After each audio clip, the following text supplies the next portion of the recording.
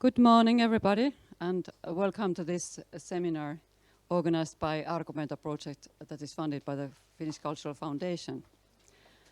This project is for 2 years, and we're organizing 7 seminars around Finland and different universities. And the theme of this seminar is about religious diversity and how to manage it in Finnish society and abroad. And we have a pleasure and honor to have a guest from Canada, Professor Lori Beaman, who has had a big project, international project on this topic. And now she has another project on non-religion. She's a professor in the Department of Classics and Religious Studies at the University of Ottawa, and has published extensively on religious diversity and intersection of religion and law. And she's also honorary member of the Canadian Royal Society of Canada since 2015. And she has also received an Insight Award from the Social Sciences and Humanities Research Council in 2017. So she's a very accomplished and travels a lot, so we are very happy that she was happy to come here in this time of the year and give us a lot to talk about and think about. So we thank you for coming, and we are very happy to have you here. And then after Lori has talked, we have Teemu Taira from the University of Helsinki, who is going to respond to Lori's talk. So welcome. The floor is yours. Okay. Oh, good. It's on. Good morning, everyone. Thank you for coming on a Friday morning. As I understand, you probably have lots of other things to do. So I'm happy for your company. I hope that it will have been worth the journey here. Whose culture, whose heritage, majoritarian religion, and new diversities. I'm really pleased to be here, to be able to contribute, I hope, to the series. Thank you very much for the invitation and your warm hospitality, Jula especially, but Laura for the behind-the-scenes organizing, which was extremely competent, well done, and you were very patient with me, so thank you. What I want to do today, I don't pretend to know a great deal about Finnish society or to be able to speak on these issues in Finland. But I'm hoping that some of the things I say will resonate for you and that you might be able to apply the examples that I use. I'll draw primarily from examples in Canada, but I do kind of wander off into other places, and hopefully that will inspire you to think, well, what's happening in Finland and how might we think about these issues maybe differently? I don't know. Some of you I know are already thinking about them in a somewhat similar way, Teemu, Taira especially. So I want to start with giving you a few examples. So the first example is from Quebec. In 2017, the hospital in Saint-Sacrement, Quebec, is it working? Yeah. The hospital in Saint-Sacrement, Quebec, the hospital board decided to take down this crucifix in its entryway. And the reasoning of the board was that hospitals are not places where people really spend time willingly. You go to a hospital, you're there for a reason. In a sense, the board said they're a captive audience. Patients are a captive audience. And in keeping with the idea that hospitals and public institutions should be welcoming spaces for everyone, they decided to remove the crucifix, which had been erected by the nuns who founded the hospital some, I think, 60 years before that. So in the interest of this, the board took the crucifix down. And then a huge public debate ensued, and people were irate, many people, that the crucifix should have been taken down. By the way, the hospital is publicly funded. It's a Catholic hospital, but in Canada we have also some hospitals that, partially for historical reasons, are designated as Catholic hospitals. But anyone can go, and everyone does go, whether you're Catholic or whatever you might be. If you need medical care, you go. I've been in a Catholic hospital, and I'm not Catholic. So the board takes the crucifix down. There's a great public cry. A government official says, it's not about religion. It's about this very important historical symbol for Quebecers. Public debate was almost exclusively focused on the fact that the crucifix represents Quebec's culture and heritage. So now we go to Italy. In 2011, the Grand Chamber of the European Court of Human Rights ruled on the case of a crucifix hanging in a classroom wall in Italy. In brief, the case involved an atheist parent and her objection to a crucifix hanging on the walls of her child's classroom. And as you may know, the European Court of Human Rights allowed the crucifix, said the crucifix can stay, using the margin of appreciation, which is a whole other discussion. But what was really interesting was that in this case too, the whole idea of culture and heritage was the justification for the crucifix remaining on the wall. And the state and a number of interveners argued that the crucifix is an important part of Italy's culture and heritage and is a passive symbol that does not force anyone to do or believe anything. Then one of the justices said, a European court should not be called upon to bankrupt centuries of European tradition. No court, certainly not this court, should rob the Italians of part of their cultural personality. So now we go to New Brunswick, which is my home province in Canada. And this spring, so I live between Montreal and New Brunswick, and this spring I went back to New Brunswick, and there, just as I arrived, there was another debate unfolding. People were objecting to the fact that a prayer, the Lord's Prayer, is said before the legislative session starts. And people were saying, enough, we don't want this. And there was, again, a huge public outcry. The discussion was around our culture and heritage. And the Premier of the province said that he found it sad that some are attempting to pick away at historical traditions in the province. And he said he won't change the prayer practices so long as he's Premier. So now we're going to the United States. In 2010, the town of Greece, New York, two women, one Jewish, one atheist, argued that the use of prayer to open the municipal or the town board meetings violated the First Amendment's Establishment Clause. And of course, the United States has a separation of church and state. We don't in Canada, by the way. We don't have any constitutional provision that says the church and state are separate, but nor is it united. Not quite like here. These two women challenged it. They challenged it, and this challenged the prayer. It goes to the U.S. Supreme Court, and the U.S. Supreme Court found that the prayer did not violate the Establishment Clause. The court said, and I'm quoting, despite the mention of Jesus, Heavenly Father, and the Holy Spirit in some of the prayers, they also invoked universal themes, as by celebrating the changing of the seasons and calling for a spirit of cooperation among town leaders. The court also noted that the prayers were meant to lend gravity to the occasion and reflect values long part of the nation's heritage. Again, we see this theme of heritage, culture, history, and so on. Finally, again, we're going to the United States, still remaining there. In this year, June 2019, the Supreme Court of the U.S. Supreme Court released its decision in the American Legion case. And I'll come back to that case at the very end of this presentation. The court found that the 40-foot-tall Latin cross established in the memory of the soldiers who died in World War I and maintained by a local government property, again, did not violate the Establishment Clause.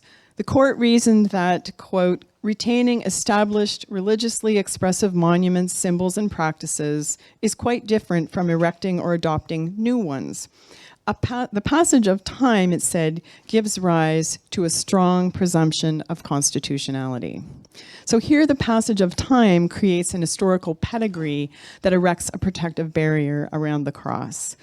So there are lots of other examples. I've just selected these ones to give you a taste of some of the things that I'm thinking about and looking at. And of course, there are examples here. Teemu has written about the singing of Yes, thank you. I should have handed him the mic.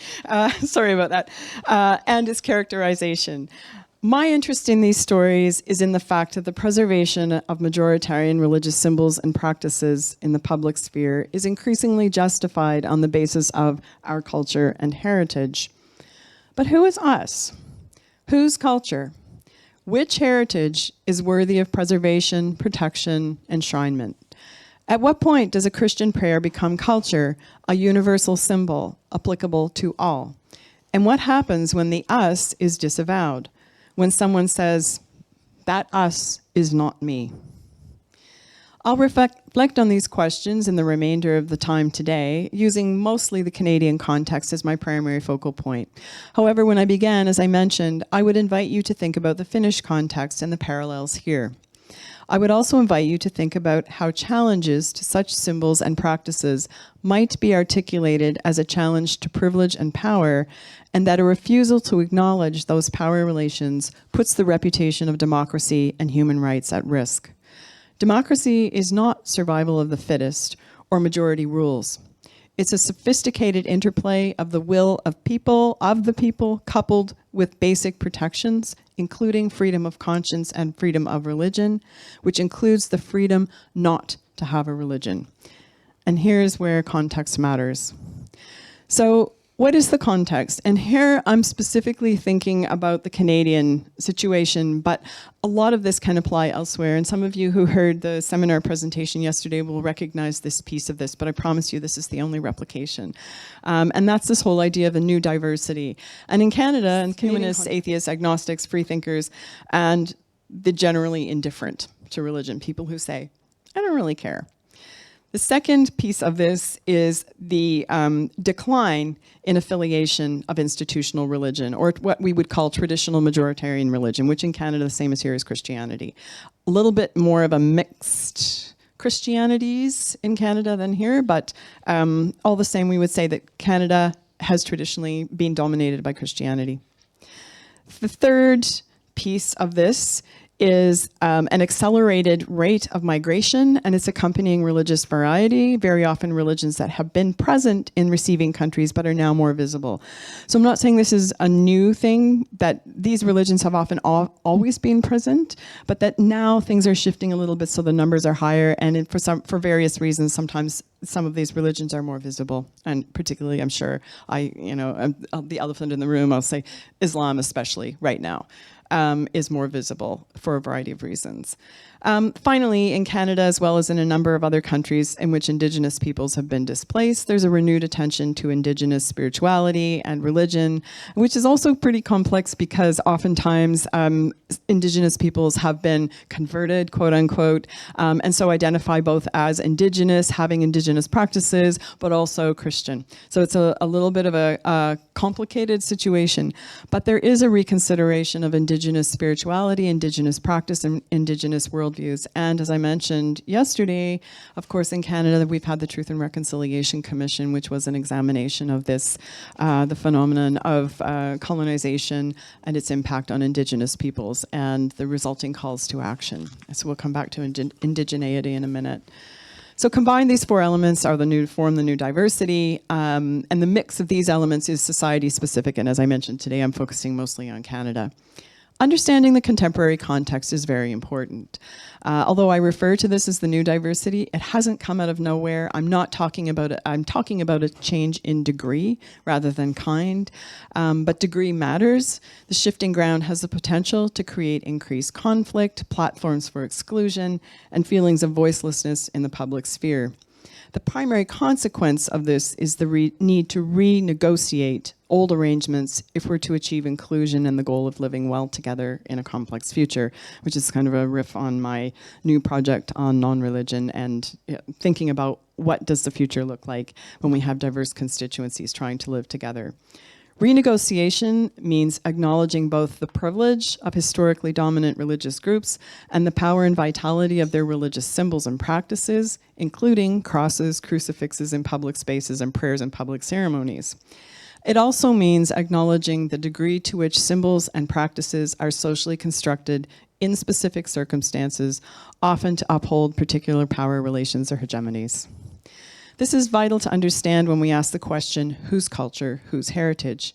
For although Christianity has been a majority religion in many Western democracies, it's been accompanied by other traditions and worldviews, including non-religious, indigenous lifeways, migrant minority religions. Thus, when our heritage and culture is invoked to defend the presence of Christian symbols and practices in the public sphere, in hospitals, legislatures, public squares, this framing has the potential and often does erase past diversities and excludes the social contributions of minority groups and Indigenous peoples.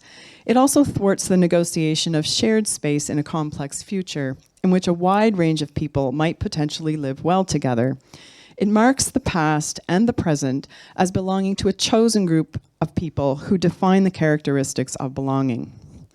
So before turning back to the specifics of some of these erasures, I'd like to highlight one Canadian case to give you a sense of how courts and parties who come before them deploy claims of culture and heritage. And this is the SAGUENAY case, which eventually came before the Supreme Court of Canada. And, thank you, Teemu. So, the case of Alain Simoneau and his complaint against the city of Saguenay began when he asked the mayor to stop reciting the prayer. So the mayor would say a prayer before council meetings, make the sign of the cross, and say, in the name of the Father, the Son, and Holy Spirit. So Alain Simoneau was an atheist, and the courts review his atheist pedigree, including how he's raised his children, et cetera, et cetera. He files a complaint. He says to the city council, stop saying the prayer. Also in the city council, there's a cross, a crucifix hanging, and a Sacred Heart statue. So we have religious symbols as well as religious practices.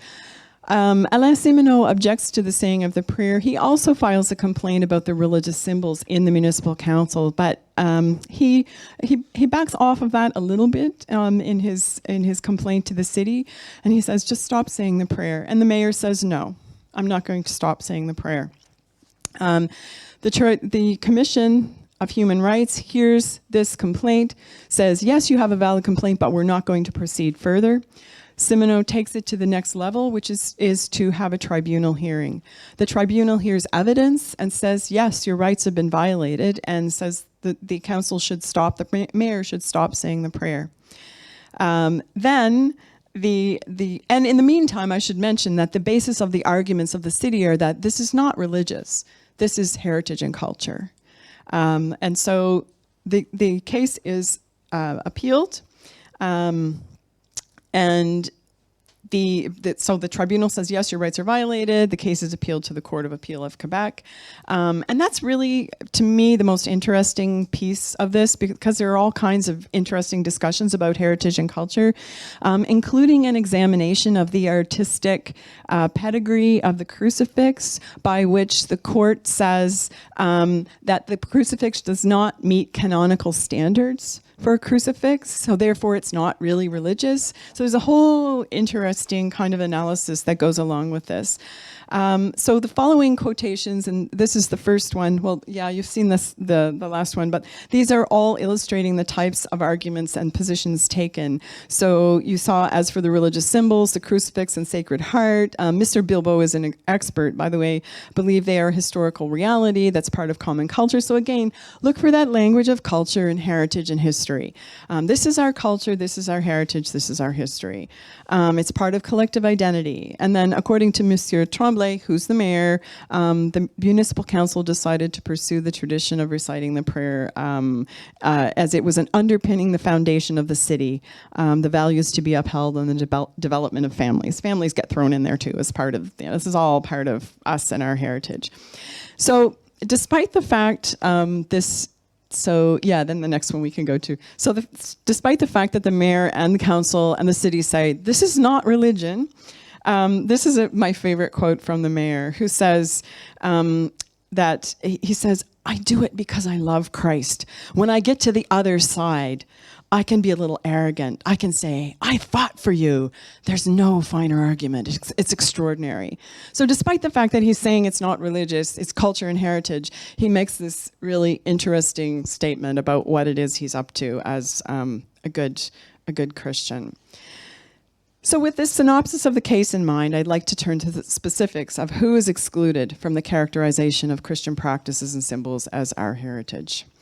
I'll trace in a bit more detail the elements of the new diversity I've identified above and already, with a view to considering who and what is erased by upholding Christian symbols and practices as our culture and heritage. And to be clear, the discourse in these cases and public discussions is not one which is saying the history and culture of us, we Christians, but rather the history and culture of us, everyone, the nation. So that's, I think, an important distinction. And I think maybe we might have a different sort of argument if the argument being made was that this is a history specific to Christians, but maybe not, because I'll come to that bit in the end. So I'll start with our Indigenous heritage. So this is a piece by Kent Monkman. He's a Canadian artist and an Indigenous artist, and also an artist who has a bit of Irish heritage too. So this is from an exhibition last year called Shame and Prejudice. So Monkman's riff on Pride and Prejudice, and also it was to celebrate the 150th birthday of Canada. So who is this interesting character in the front? That's one of his kind of ongoing characters who weaves through many of his works. Mischief Eagle Testicle is the name of this character, time-traveling, shape-shifting, gender-fluid character. And if you go to the Museum of Fine Arts in Montreal, for example, you'll see classical landscapes and then tiny figures in the trees. And the tiny figures are doing really interesting things, and this character appears among others. This painting is a classic depiction of the negotiation of Confederation in Canada. And so the artist has inserted his character on a Hudson's Bay blanket, which, if you know, is a kind of iconic symbol in Canada of this, and the Hudson's Bay Company was extremely active and grew extremely wealthy from its essentially exploitation of the natural resources at the time of settlement. So this is his way of inserting Indigenous voices, Indigenous presence, and Indigenous rejection of the dominant historical story. And this was one piece in this exhibition, which was fabulous. I saw the whole exhibition, and it was extremely well done. So Canada is built on Indigenous territory, as are, for example, the United States, Australia, New Zealand, etc. And over the course of colonial appropriation of Indigenous lands, Indigenous peoples were murdered, deliberately infected with disease, and through the residential school initiative had their culture and heritage seriously undermined. The facts about colonizer settlement and the process of land appropriation and attempts at cultural annihilation are set out in the report of the Truth and Reconciliation Commission in 2015. The report says this: the central goals of Canada's Aboriginal policy were to eliminate Aboriginal governments, ignore Aboriginal rights, terminate their treaties, and through a process of assimilation, cause Aboriginal peoples to cease to exist as a distinct legal, social, cultural, religious, and racial entity in Canada. The establishment and operation of residential schools were a central element of this policy, which can best be described as cultural genocide. Although a number of treaties, 70 in fact, were negotiated between 1701 and 1923, which purport to be contracts by which First Nations peoples ceded their territories in many cases, it's widely acknowledged that there was a disparity in understandings of what was being agreed to. Fundamentally different legal systems and understandings of property are partly at the root of these different understandings. Promises of friendship and a nation-to-nation relationship were made. Nation-to-nation relationship is a phrase that you hear quite frequently these days in Canada as we deal with the Truth and Reconciliation Commission report and the calls to action. Indigenous people have appropriated this language and said, we want a nation-to-nation relationship. So these promises were made, as well as peaceful economic and military relations, promises of. Guarantees of continued right to use the land were broken and have been the subject of litigation ever since. Next, thanks. So this is from Treaty 11. His Majesty the King hereby agrees with the said Indians that they shall have the right to pursue their usual vocations of hunting, trapping, and fishing throughout the tract surrendered as heretofore described, subject to such regulations as may be from time to time be made by the government of the country acting under the authority of His Majesty, and saving and it should be accepting such tracts as may be required or taken up from time to time for settlement, mining, lumbering, trading, and other purposes. And those tracts turned out to be pretty big.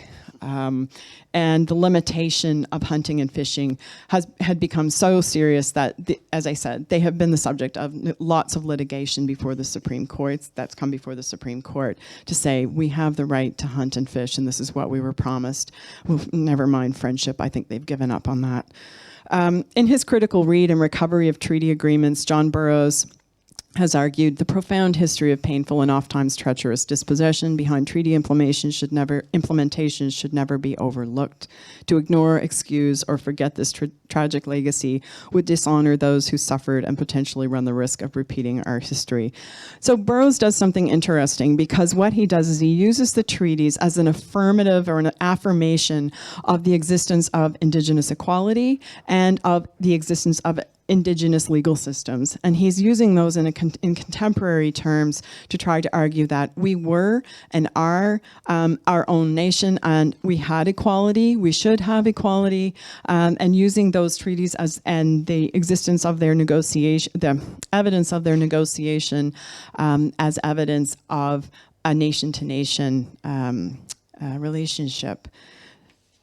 So he ends by saying, treaties provide access to alternative conceptions of our relationship to one another and, importantly, to the earth. They are among our highest laws and should be respected as such. So he does an interesting thing, and that's a whole other piece of this, but I'll leave it at that. To just remind you that Indigenous peoples make up only 4.9% of the Canadian population, or about 1,600,000 people, a little bit more, according to Statistics Canada in 2016. And their population is on the rise, or at least as reported by StatsCan. A couple of things: they do actually have higher birth rates, and also an increasing willingness to identify as Indigenous, because many people were unwilling to do so, understandably, for a long time. So the relatively small numbers of Indigenous peoples often includes a fundamentally important part of the story I'm trying to tell today. That the nation we know as Canada is built on the backs of Indigenous peoples.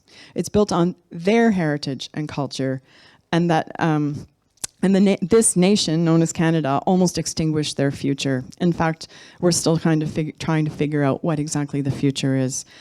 The United States, Australia, and New Zealand are similar.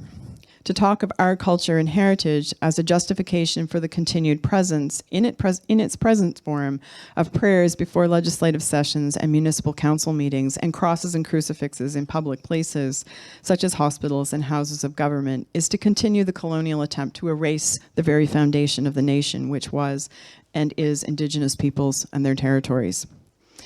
So the next piece of this is a nation of immigrants. So migration is an important part of the story of Canada. So we're a little bit different from Finland in this way. To be sure, the British and French comprised the bulk of these early settlers, but there were others too. The first national census in 1871 showed Muslims of Lebanese origin already living in Alberta. They initially established themselves as merchants, bringing goods to fur traders and remote farms. Canada as a nation, just to remind you, was not born until 1867.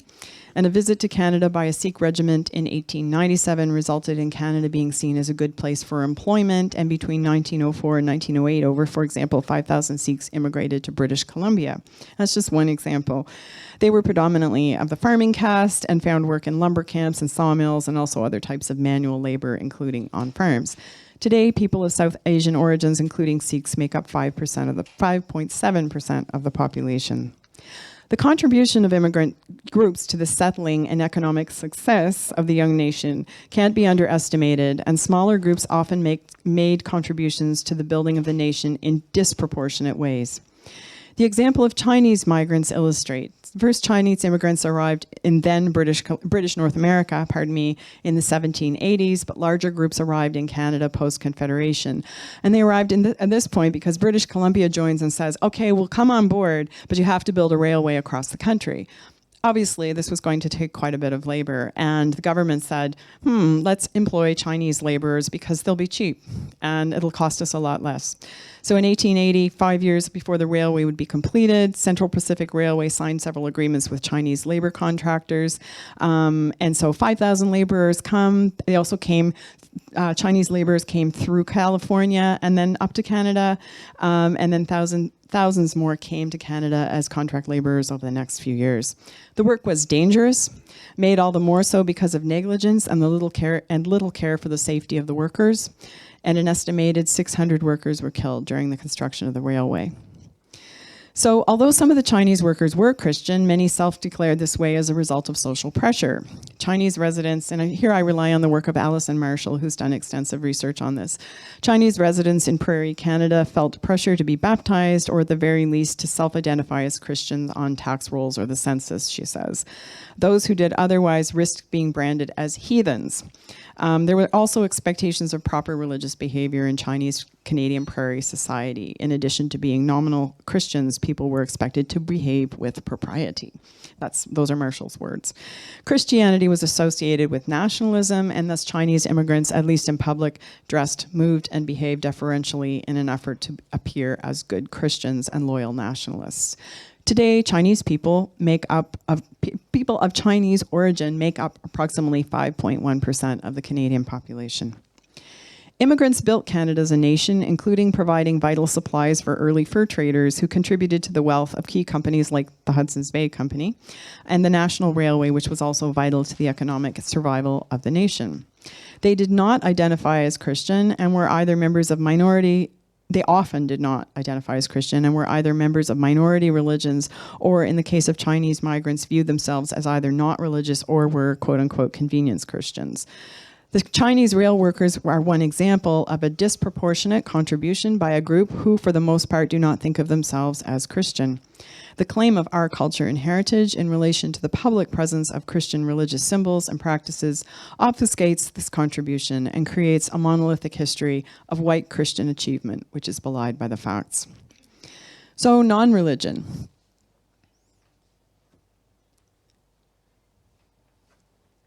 This just gives you a quick historical picture. This is probably the most difficult category to trace historically. As noted above in the discussion of Chinese railway workers, the social pressure to belong was immense.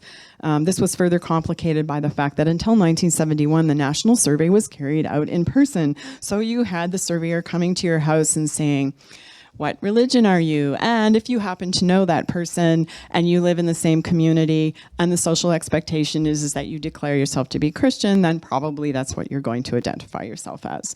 So it's difficult to measure for this reason. I'm not implying that everybody was really not Christian, but I think that the figures are fuzzy, and there are different survey and measurement issues that arise as we go along the way in terms of statistically marking this presence. So historian Lynn Marks has traced the presence of the religious in the Canadian West, in the Canadian West, an area that has a disproportionately high number of people who self-describe as non-religious. In 1901, the irreligious made up, these are her words, made up 1.5% of the BC population, British Columbia population, as compared to the 0.16% of irreligious among all Canadians. To put it another way, about 30% of all non-religious Canadians lived in British Columbia at a time when the province was home to about 3% of Canada's total population. And also, as Marx notes, the vast majority of British Columbians who define themselves as irreligious or who demonstrated their irreligion by staying away from religious institutions did not come from non-Christian racialized groups. They were Euro-Canadians. So elsewhere in the country, they would be expected to define themselves as Christian. So in contemporary terms, British Columbia still has the highest percentage of non-religion. In fact, now it's 44% of the British Columbia population has no religious affiliation compared to 24% of the total Canadian population. And my colleague and also team member, Paul Bremedat, has been doing some interesting work on this, kind of specifically on that end of the country and why non-religion there. In Canada, as in, and I think the next week, I think we can, yeah, that's just showing the same thing. In Canada, as in a number of other Western nations, non-religion showed a marked increase beginning in the late 1960s. As Callum Brown notes, the non-religious were about 2% of the population in most Western nations in 1960, but began to grow rapidly in the 70s and ever since. As I said, there are measurement issues, so we have to be a little bit cautious. But essentially, that's the sort of summary of the non-religious piece of this. So now we'll go to the decline, the last piece of this new diversity, the decline in varieties of institutional religion. So next, please. Thank you. These are just a couple of slides that show the transformation of condominiums or churches into condominiums, and there are two slides. So one is the church to condominium, and then the next slide. So one of the things churches have started to do is to be multi-purpose, multi-use centers. So in Montreal, we have one church that has opened itself to circus performance. And I regularly go to church, but not for religious reasons, usually for concerts. And so last year I went to a rock concert. And the interesting thing, it's still used as a church as well. But the interesting thing was the performer who started said, "Oh, it's really wonderful to be here. This is such a magical space." So that was a really interesting comment in a church. So Brian Clark and Stuart MacDonald's careful study of the decline of Christianity in Canada suggests that not only is institutional religion declining, and is likely, they say, to continue to do so, but that many of those who identify with Christianity do so in a peripheral way. There's some similar things happening here. I think it looks a little bit different, but it's a commonality that we share.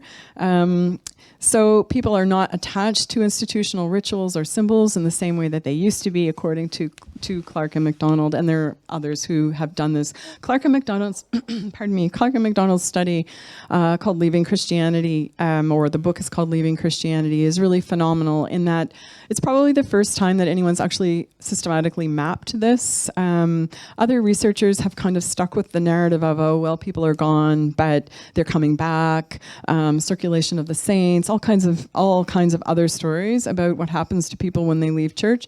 Clark and MacDonald say, you know what? They've left and they're actually not coming back. They say that religion, Christianity will never go away, and I think they're right. But they're two theologians too. So they've been very careful in their analysis of both StatsCan data and other things like baptism records and so on. So it's, I think, a fairly accurate picture that they paint. So the picture is complex. I don't want to misrepresent the role of Christianity in Canadian society. Callum Brown, for example, who's also done some work in Canada, noted that in 2012, belief in God was affirmed by 71% of women and 64% of men. Christians still, he says, dominate the religious composition of Canada, 67%, but that's down significantly from approximately the 96% of Canadians who identified themselves as various kinds of Christians in 1961. So Clark and MacDonald state, our message is quite straightforward. Decline in Christian affiliation, membership, and participation started in the 1960s and has picked up pace rapidly since. This trend is likely to continue and indeed accelerate as an increasing portion of the country's population, among youth especially, have never been exposed to Christianity. Moreover, disaffiliation is now occurring among older segments of the population. In short, Canadian society is entering into a new era, a post-Christian era. The end of Christendom, we will argue, occurred in the closing decades of the 20th century as churches lost their social power and their place in the nation's cultural fabric. Now, I think they over-exaggerate the loss in the cultural fabric because we see numerous weavings through, including this, you can't take that away. This is our culture and heritage. But they do so for particular reasons and from a particular perspective. To state of a prayer at municipal council meetings that it is our heritage and culture, and assume that this statement represents the Christians present or those who nominally identify as Christian is inaccurate. That's part of my argument. Further, even those who are active, participating, observant Christians are not in agreement about the place of Christian symbols and practices in the public sphere. In the United States, Americans United for Separation of Church and State lobbies against Christian symbols in the public sphere, and they include religious leaders and people who don't profess any particular faith. From their website, they say, when a message that some faiths are preferred over other faiths or non-faiths, when government sponsors prayer displays religious symbols or includes worship in official activities, it sends a message that some faiths are preferred over other faiths or non-faiths. I have a drink of water. I think I wrote that in too tongue-twisty a way. The politicization of this issue has had a number of impacts, including making it difficult for those who might agree that crucifixes have no place in legislative houses or prayers at municipal council meetings to state that publicly. A second impact has been that for those who are observant, the political wrangling over what is most sacred to them is a desecration of it. There's not a uniform agreement among Christians, is the point, despite the broad our culture and heritage claims from those who defend the ongoing presence of Christian symbols and practices. In other words, there's diversity in Christianity, and not everyone sort of has this approach to the presence of symbols and practices. So in conclusion, at the beginning, I asked, what happens when the us is disavowed, when someone says that the us is not me? In the Saguenay case, Alain Simoneau was characterized by one of the expert witnesses, who was not, by the way, a psychologist, as having neuropsychological problems or being psychiatrically disturbed because he found the display of the crucifix and the saying of the prayer problematic. So by virtue of the fact that he filed the complaint, he was characterized as having psychological problems by one witness. Simoneau received threatening phone calls and had little crosses thrown in his car one day when he was out of the car with Simoneau the Catholic and Simoneau the Converted One written on them. In Lautsi, Justice Bonolo referred to Suel Lautsi's legal complaint as anti-crucifix vitriol. In the Town of Greece case, Stevens and Galloway, the legal complainants, were accused of being ignorant of the history of our country. It's well known that in the United States that sometimes complainants in such cases must use pseudonyms to bring cases forward that challenge the presence of Christian religion. So frequently have such claimants been the target of death threats and threats of harm. In Saint-Sacrement, the hospital board received credible threats to its members. My argument is not intended to deny the importance or specialness or even religious relevance of the symbols and practices I discuss to a particular group of people. However, even for that group of people, a blanket declaration and defense of symbols on this basis is problematic for a number of reasons.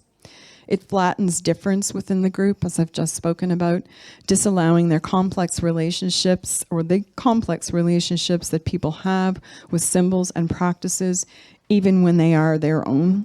It politicizes symbols and practices that are sacred to some, dragging them into the mud of political bickering and point scoring. The declaration of our culture and heritage in response to challenges to religious practices and symbols in the public sphere was identified as a guise by the Supreme Court of Canada in the Saguenay decision. So I didn't tell you that part of the story. When the case went to the Supreme Court of Canada, the Supreme Court said, no, you shouldn't be reciting prayers at the beginning of municipal council meetings. And it said you cannot use culture and heritage as a guise. The public reaction to that was incredible. It turned out that all across Canada, municipal council meetings were beginning with prayer. And that this was a sort of hidden practice that nobody really talked about until it was called out and the Supreme Court said you can't do this anymore. And it's still ongoing. As I said, in my home province, it was again at the subject of debate and discussion this spring, and the Premier of the province said, nah, it's part of our culture and heritage, it's staying, I don't care what you say or who objects, and essentially characterized, if you'll remember, characterized the people who complained as kind of, petty, filing petty complaints and making trouble where there really wasn't any. So that was the end of the Saguenay decision. The Supreme Court said you can't do this, but it also left open the possibility. It said it is possible that some religious practices could be protect as culture and heritage. So the door is not closed completely. It's a little bit ambiguous. More recently, the dissenting judgment of Justice Ruth Ginsburg in the American Legion decision also offers an alternative narrative through her mobilization of a different version of history to challenge the narrative of the majority. I think we can go. An important feature of Justice Ginsburg's narrative is her attention to the impact of the cross and the way it is used. She said, by maintaining the peace cross on a public highway, the Commission elevates Christianity over other faiths and religion over non-religion. She rejects the characterization of the cross as a secular symbol and sees its display on public property as necessarily representing a link between the state and religion. And of course, in the US, that also has constitutional implications, which it doesn't in some of the other countries that I've mentioned. Justice Ginsburg also specifically noted the way that declarations of universality exclude a large number of people from the us of American society, insisting that an exclusively Christian symbol, the Latin cross, is not emblematic of any other faith. Justice Ginsburg then drew on Pew Research Center data to note that nearly 30% of the population of the United States is not Christian. This means that, quote, the state's choice to display the cross on public buildings and spaces conveys a message of exclusion.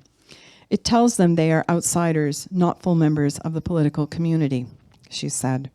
She concludes, the principal symbol of Christianity around the world should not loom over public thoroughfares, suggesting official recognition of that religion's paramountcy. In contrast to the majority decision, Justice Ginsburg writes from a future-forming narrative position, seeking to articulate a vision of an inclusive society that responds positively to new diversity.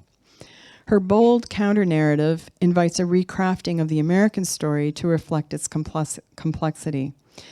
In his commentary on the case in the Washington Post, Paul Waldman makes a statement that is relevant to our discussion today. He says, when your religion is the only religion that has a meaningful place in public life, and then society begins to make more room for other people's beliefs, it can feel like an attack on you. But it isn't. It's a movement in the direction of making everyone feel like they have a legitimate place in our society. And I would suggest that that applies beyond the United States. Thank you.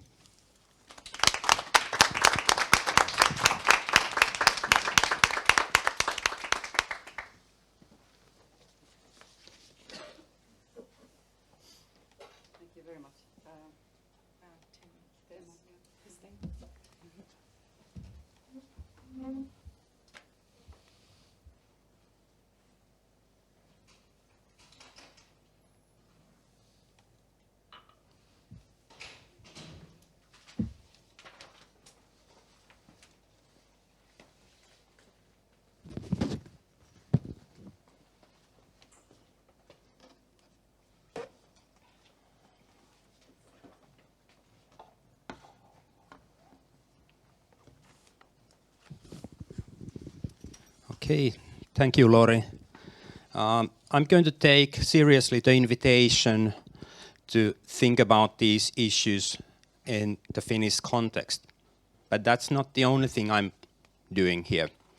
I'm also sort of testing some of Lori's ideas at the same time.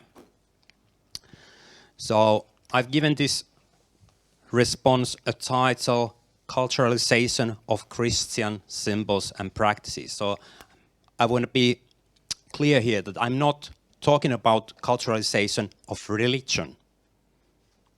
I leave it to others to decide whether these symbols and practices are really religious or something else.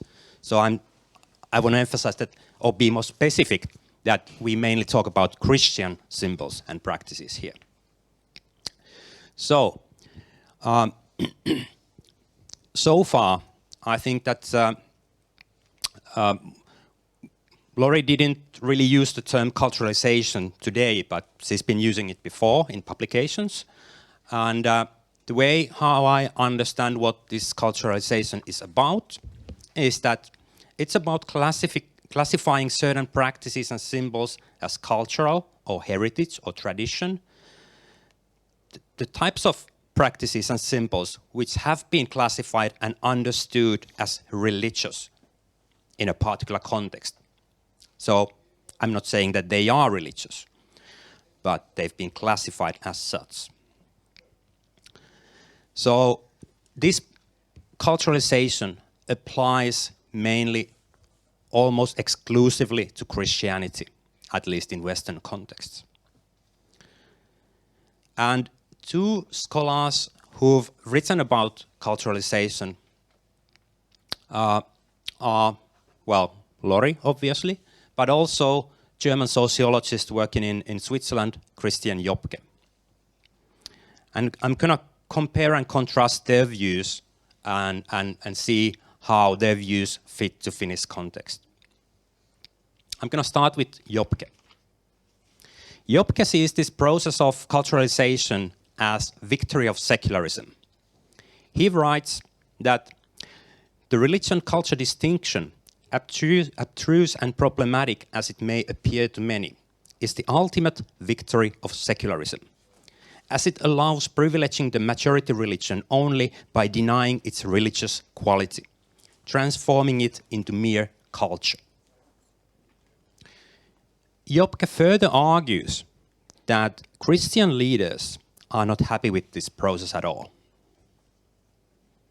And he concludes that secularism is a winner because Christian symbols and practices can only be accepted if they are not considered religious.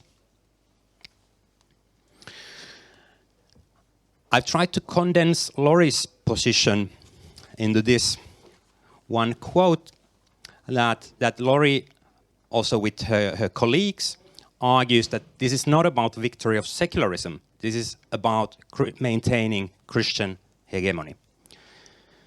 She writes with her colleagues that characterizing such symbols as culture or heritage allows for the preservation of a majority religious hegemony in the name of culture. So losers, so to speak, are mostly minorities and particularly non-religious ones. So I'm going to test these ideas very briefly, not fully, in the Finnish context. But before I'm going to talk about summer hymn, Suvivirsi, I want to remind you about the recent case. So the timing of this event is excellent, because we just had this public discussion about Christmas events of schools, whether they can be organized in church buildings. That was just one part of the discussion. There were other issues, but one of the issues was that are schools allowed to organize their Christmas event in church buildings? And in public debate, one view was that church building is not religious as such. So school event is allowed to take place in church building if it's not a religious service or religious event. So, funnily enough, one of the typical examples of a religious building was suddenly understood as not religious by many. This is one of the headlines of news website of public broadcasting company.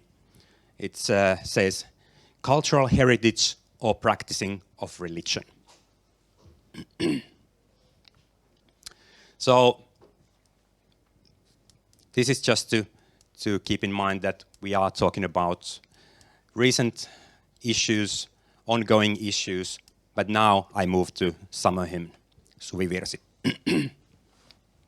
So summer hymn, Suvivirsi, is typically sung at spring celebrations in schools before the summer holiday.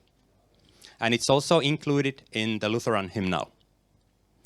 And the lyrics refer to God, the Lord, the Creator, and Jesus.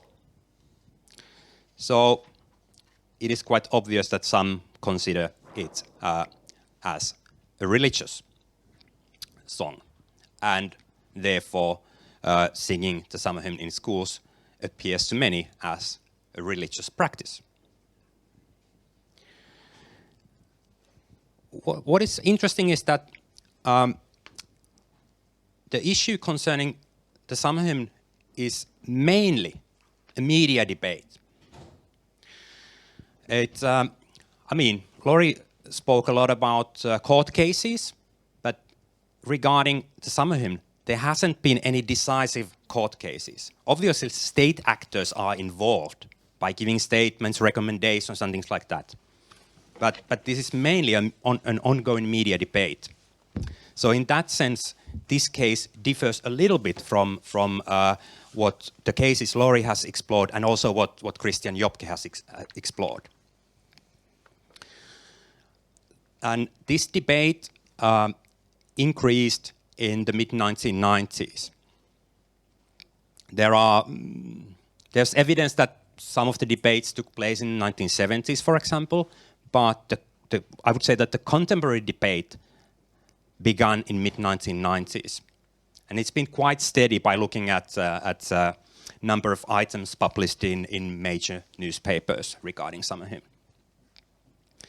And the increase in the debate happens at the same time with increased cultural, ethnic, religious diversity in Finland. So these issues are, I would argue, strongly connected. And there's very strong support for singing of the summer hymn in Finnish society. I think 69% had very positive attitude towards singing of the hymn, and altogether something like 85% were supportive, so they had very positive or positive attitude towards the singing practice. And only 5% had negative, very negative or negative attitude towards singing. So it's good to understand that in the Finnish context, when we talk about, when we debate this summer hymn, it has strong support, it has few opponents, but there's a lot of talk. So it's more of a question of principle. Even the opponents say that, okay, it's not that singing the song is extremely harmful, but it's a question of principle.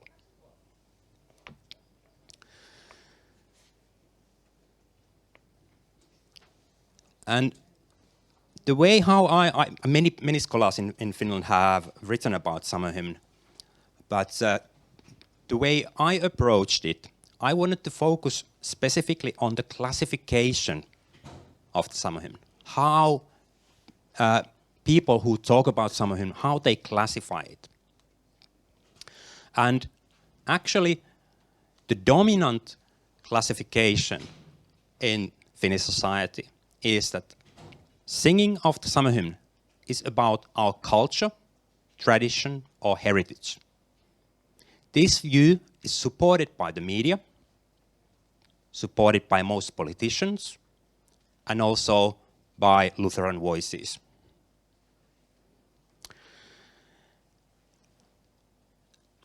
And those who claim that singing of the summer hymn is a religious practice is a minority view. It is held in public debate mostly by, representatives or voices of non-religious associations and some teachers, for example. So, and this is not a clear-cut classification. There are examples where people say that, okay, it might have religious content, but it's cultural enough. And this is also what we see in some international cases, such as, I think, Lautsi case. That was also that crucifix is religious symbol to a certain extent, but it's passive symbol or something like that. It's cultural enough, and things like that. But still, the culture, tradition, heritage classification is dominant. Interestingly, the whole debate is seen as a minority rights issue. So we can say that the debate is at least partly a reaction to increased diversity. However, representatives of minority religions are almost absent from the public debate. You can find a couple of comments throughout the years. And in all those comments, those people who are speaking, like some Jews, some Muslims, they are very supportive of singing of the summer hymn. So they are not opposing it. But all active voices in the debate are referring to minorities, also religious minorities.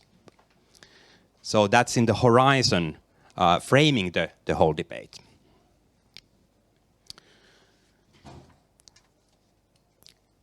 But if we think about this Finnish summer hymn debate, and we ask a simple question, who benefits of these classifications? Who benefits of the dominant classification especially?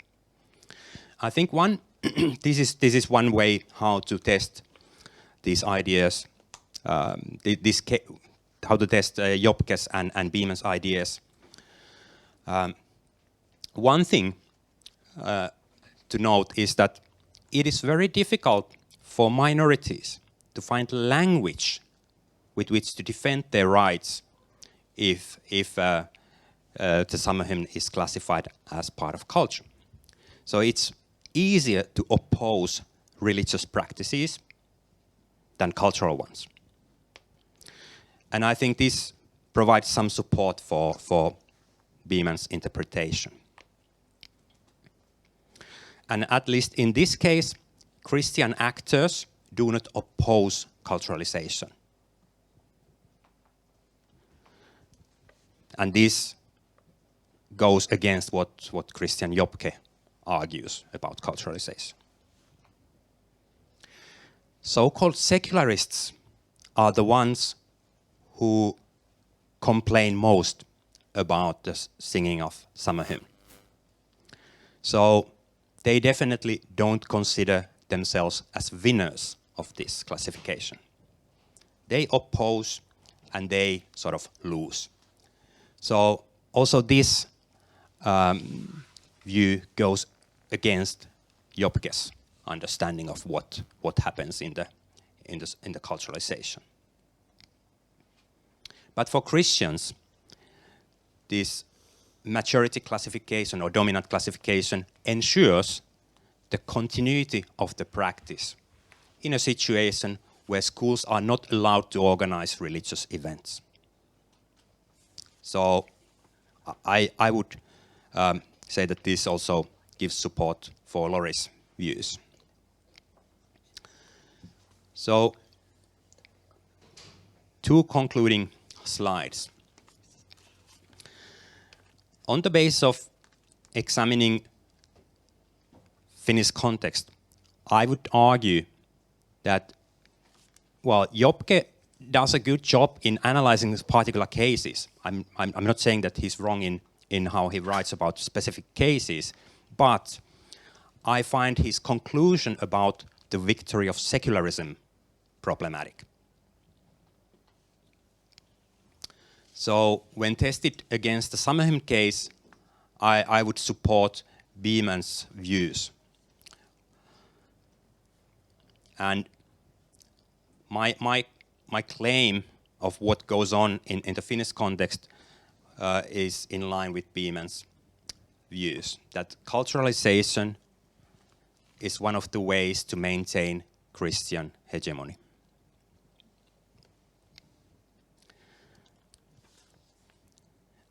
And minorities rarely benefit of this so-called culturalization. They may benefit of presenting themselves as religious, and there's quite a lot of evidence of this. It's good to a good way to get recognition, privileges, and so on and so forth, by saying that yes, we are a religious group. We want to get whatever legal support, in some cases tax reliefs and things like that, or financial support from the government. However, this option is not available for groups that are considered and understood as non-religious. So it is quite obvious that they don't benefit of culturalization or the opposite, or the other side of the coin, religionization process either. So personally, I'm not taking a normative or prescriptive standpoint here. I think for me it's more interesting to step back and reflect how people classify and explore why classification matters, rather than going on saying that this is actually religious, so it's ridiculous to call it cultural, or the other way around. So I'm more into in the position that I want to ask who benefits of the classification that becomes dominant, and what are the possible consequences of classification. Thank you.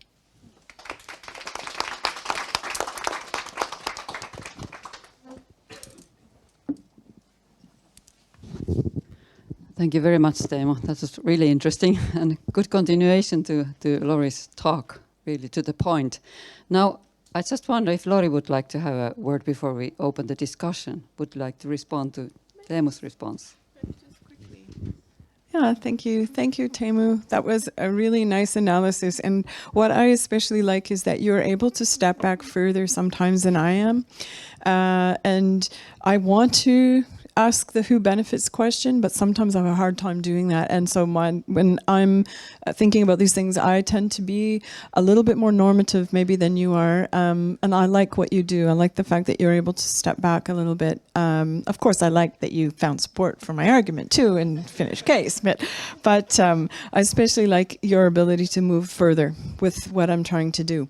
I wanted to just mention the fluidity, to go back to your last point, and this I was thinking about this as you were speaking, and that is that when I'm forgetting her name. There was a case in Canada, and a woman wanted to swear the citizenship oath wearing a niqab, and the case came before the federal court. And it was interesting that in the public debate, especially, the government officials were opposed to her swearing the citizen oath wearing a niqab. And it was interesting that in that context, culture was deployed. And so she was described as wearing niqab as a cultural practice, not a religious practice, so it's not really necessary. So Teemu is exactly right. It depends on who benefits, when are things classified as culture, when are they classified as heritage? And I think the point that it's very difficult for minorities to fight back against the designation of culture, because some people have said to me when I've made this argument, yeah, but can't minorities just use culture as well? Sometimes. But in the example of the niqab, it's used against her to actually say she should not be able to wear. She was in the end allowed to wear the niqab and swear the oath of citizenship. So it had what I would call, again, being normative, a happy ending. But it very much depends on who's making the argument, in what context, and to go back to Teemu's point, who benefits? And I think it's a really important question. Thanks. Thank you very much. Now, questions, comments? Teemu Bauha.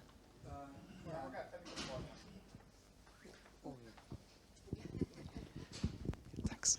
Yeah, thanks. I'm Teemu Bauha, postdoc here in Helsinki. And regarding the comment made by the other Teemu, I think one interesting aspect of the discussion on the summer hymn that you hinted at but didn't much elaborate on is how often it appears, at least to me, that even though Muslim voices are largely absent from the debate, and when they are heard, they seem to be in favor of singing the summer hymn, quite often the discussion gets framed as Muslims Muslims threatening our way of life and our heritage. So the impression that one gets quite often from the public discussion is that it's about Muslims and they're being threat to our culture. And I think this also is an important aspect of the debate, that it has to do with it connects and is to the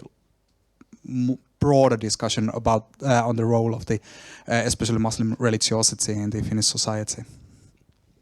Can I, and then I'll hand it to Teemu, because I've just finished writing a book, manuscript on this. Maybe I hope I'm finished anyway. And it's so you're exactly right. I use 3 case studies. One is the town of Greece, one is SAGUENAY, and the other one is a French case. And in every case, but particularly in the Canadian and French context, you see this, both cases where non-religious people have brought a challenge to, in France, the nativity scene, in the SAGUENAY case I've already talked about. And in both cases, in the public debate, it lapses into this: the Muslims are here and they're challenging our way. And there are no Muslims to be seen challenging. They, you know, in public debate, what I've seen is Muslims saying, "Yeah, actually, this is fine." You know, and so it's fascinating to me that it becomes against some kind of imagined Muslim threat, even when the challengers are not Muslim at all. And in fact, there's support usually from Muslim communities when there's any comment at all. Yes, the other Teemu is absolutely right in what he said. I just want to say that when I argued against Jopke's views, I want to emphasize he does a really good job in thinking of Muslims in these cases. And one of the interesting ways to read scholars is to sort of ask what kind of groups or population they have in horizon when they start thinking certain issues. And Jopke definitely considers what's the thing with Muslims when he writes about culturalization. In most Lauri's cases, I would argue that, at least what you've published, in those cases, it's about thinking of non-religious.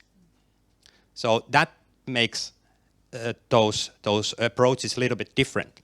And in the Summerham case, it's more about non-religious than Muslims. Muslims just provide a horizon for debating this issue.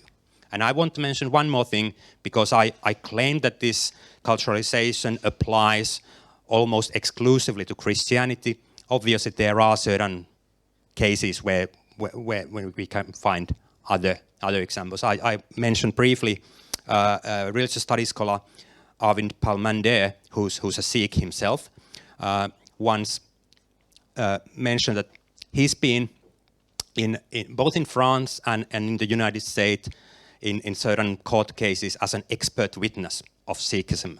And in one context, he argued that turban is a religious symbol. And in another context, he argued as an expert witness that turban is a cultural symbol. And so it was just strategic that I want to defend those people who want to wear their turban. I don't care whether turban is really religious or cultural. In one context, he was able to put himself in a position as an expert witness that this is actually cultural, and in another, this is actually religious. And I think he was on the winning side in both cases.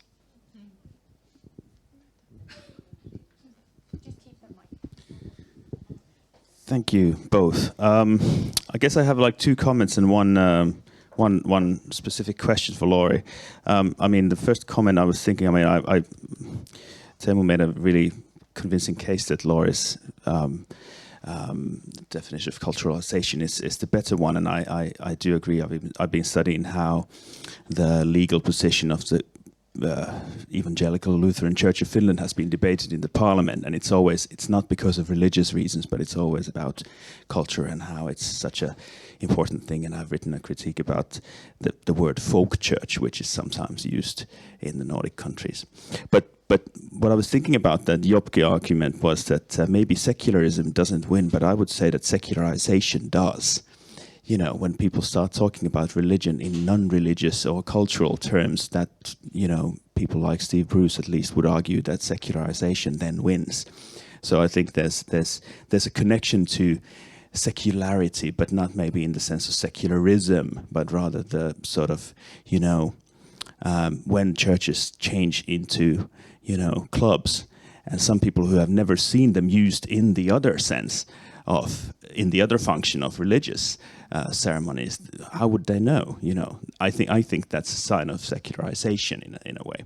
Anyway, and the second, just briefly, I think because of what I used to study and have been doing earlier, I always loved the news items about Satanists trolling the American religion and public sphere discussion, and showing kind of the hypocrisy that actually it applies to, you know, majority religion and majority culture in a way, you know, when they're trying to, you know, install the statue of Baphomet in public spaces.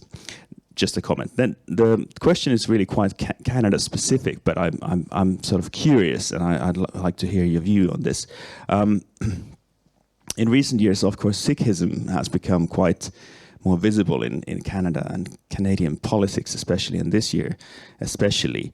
Now, I mean, we know that the NDP lost quite a few seats in the latest election. Do you think that had anything to do with Jagmeet Singh and religion? And second question related to that, almost half of the seats that they did win came from British Columbia. So did that have anything to do with non-religion? As you mentioned, the West is much more non-religious as the rest of the country. Thanks. Thanks, Titus. I said yesterday, and you weren't there, and this is not, you didn't really ask a question about this, but I said I'm trying to avoid even the word secular in my work right now, just as a thought experiment. I'm not saying there's nothing to secularization. I'm just trying to think about this without going into that, because it's a deep hole, as you know. And I think it's kind of interesting to just stay outside of it for a bit and think about these things without going there.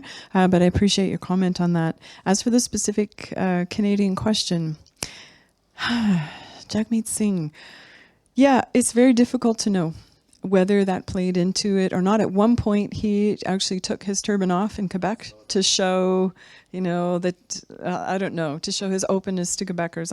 I'm not quite sure about that. I thought it was actually a really interesting and compelling gesture on his part, and a willingness to compromise, I suppose. The seats that they won in British Columbia, you also need to know, though, that British Columbia has a large Sikh population. So is it about non-religion or is it about other Sikhs? It's difficult to know, and I don't have the data that would show the breakdown in terms of voting regions, and where in particular the Sikh communities are located. So I can't answer you right off the top of my head because I haven't gone into that. And I guess the broader question you're asking is, were Canadians ready to imagine a Sikh prime minister? And I'm not sure they were. I really don't know, but I would lean on the side of perhaps they weren't. But there were also some strategic political things that he did early on. But in the debates, he was very strong, and people admitted that. So, yeah, I'm not sure we can tease those things out quite as clearly as you might like me to. But I'm thinking that maybe Canadians weren't. I don't know. And then people tried to take that very question off the table and say that's not what this is about.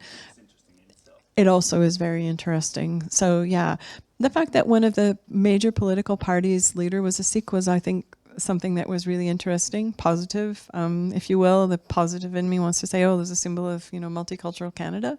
But it was unfortunate that they lost so many seats. Yeah, and hopefully that's not displaying too much of a politics on my part, but it was unfortunate. But whether that can be directly correlated or linked to his being a Sikh, I don't know. Yeah, sorry, that's a waffly answer.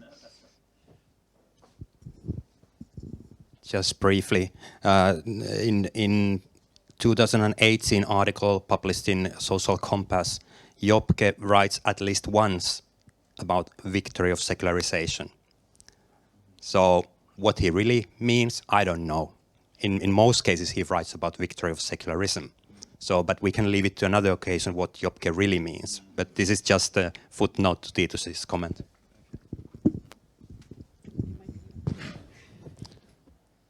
Thank you. It's been an interesting morning. I'm Richard Croft at the University of Eastern Finland. And last night I watched a YouTube presentation on C.S. Lewis warning about the dangers of subjectivity. So I'm going to ask a philosophical question, because before in our society, our objectivity has been Christianity, whether we have been right-wing, left-wing, whether we've been religious or not religious. We've argued our case through the same linguistics or same conceptual framework, which would have been Christianity, which provided a sort of, at least in appearance, objectivity. But now we're moving into a society in this secularization of subjectivity. So now we're losing the basis to reason together. So even this academy in the humanities is in question, or even debating in democracy is in question. Because all arguments are possible, and we see the danger of that in the present democracies like in America, where Trump can not sell himself on reasoned principles anymore, but about himself. So my question really is, how do we get this objectivity? Now we take Christianity out and we put a multiple religious, how are we going to have the same conceptual linguistic way to reason together as a social society together? I'm looking at Teemu. I'll start. I think you would have some interesting things on this one. I don't know if I buy the whole objectivity, Christianity was the basis of our narrative. I mean, I think, isn't that the whole point that I just made? That maybe there's a dominant narrative about who got to tell the story, but in fact there are multiple stories that haven't been told adequately that we need to work really hard to make sure are told adequately. And that when we tell those stories, in actual fact, our culture, our heritage kind of falls apart a little bit, not completely, but it has to then become a lot more specific, dare I say, a lot more fact-based, maybe, and not actually subjective. And I would actually turn this on its head and say the subjectivity was in the narrative of our culture, our heritage, and common narratives and social cohesion. That's a kind of harsh in-your-face response to you, Richard, but I would say, actually, I would turn it on its head. Teemu? Teemu's backing up. Teemu, she said desperately, add something.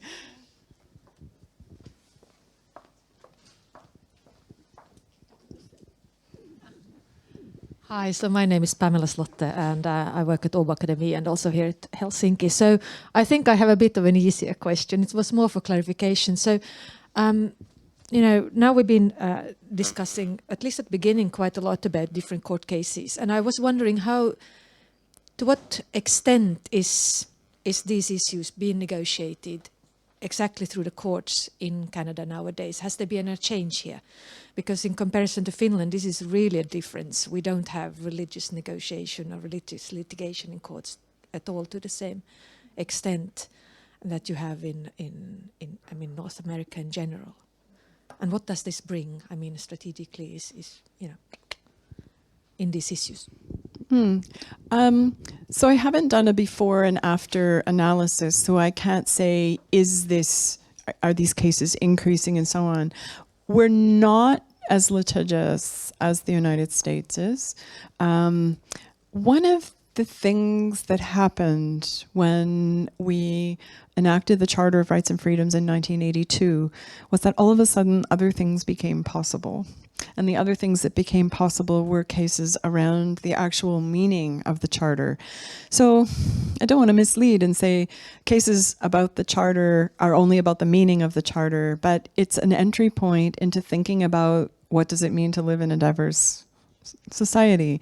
So when you have guarantees in the Charter of Rights and Freedoms and the possibility of bringing cases, that's partly what happens, and maybe so it encourages an increase, I would say, of interpretations. But there were cases on religious freedom before the Charter of Rights, but I think since the Charter, there's been a lot more, and I'd have to look and measure. So that's an impressionistic thing, and I don't want to mislead you. But I think it's fascinating what's happening, looking at the ways in which, for example, the Supreme Court, I'm talking about, Supreme Court has thought about religion, and I'm really interested in how the Supreme Court is thinking about non-religion now, and the ways in which those two things are coming together. One quick example, the Carter decision, which is the decision on assisted dying. The court had previously had a decision which said, no, you can't have assistance if you're terminally ill or if you have a disease that is making your life not, in your view, a full life. You can't choose to die, or you can't have assistance in dying. That changed in the Carter, but the interesting thing was the change in language. So we had the Rodriguez case, which essentially said no. I'm sorry, I can't remember the year of that case, but let's say 20 years ago. Very much religious language, glorification of suffering, and so on, sanctity of life language, which prohibited Ms. Rodriguez from having assistance in dying. Then fast forward to Carter, you have another case that again raises the same challenge. And the court, all of that glorification of suffering stuff is gone. The court uses human rights language. The court appropriates in a way that I find endlessly fascinating. Maybe I'm just easily amused, but I think it's fascinating the way the court takes sanctity of life and turns it on its head, wrestles it from where it usually resides with oftentimes people who are opposed to abortion rights, reproductive technology rights, and so on. The court takes that and says the right, your life includes your death and the right to decide when you die. It's not completely that easy. We have a fairly rigid regime since we said, yes, assisted dying is okay. But that's one place in which we see the court kind of doing a flip, an interesting reinterpretation of the sanctity of life and owning it in a new way. And some people might say queering the language of sanctity of life in a kind of exciting way, I think. So I don't know, that's a roundabout way of answering your question.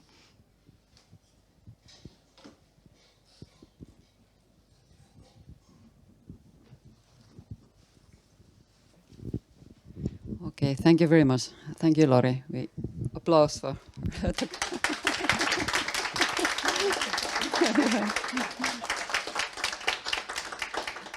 now, if you're interested in going back to this very inspiring talk by Lori and the discussion that followed, this is this will be copied. And I suppose you know Katsomukset.fi, Katsomukset.fi is the place where you can find argumenta and then all the information about the seminars and the public talks and also this live streaming that has been done. You can find the address there. And anyhow, I hope you follow the Argumenta project. And we're going to Rovaniemi in January. I don't know if you will follow us there, but and then we are going to Tampere, and then we are going to Joensuu. But we will be back in Helsinki after a year, next November. So I hope to see you there. But anyhow, we thank you very much, and thank you for coming. And thank you for Laura and I don't remember your name. Tuukka for doing the live stream. So wish you all the best.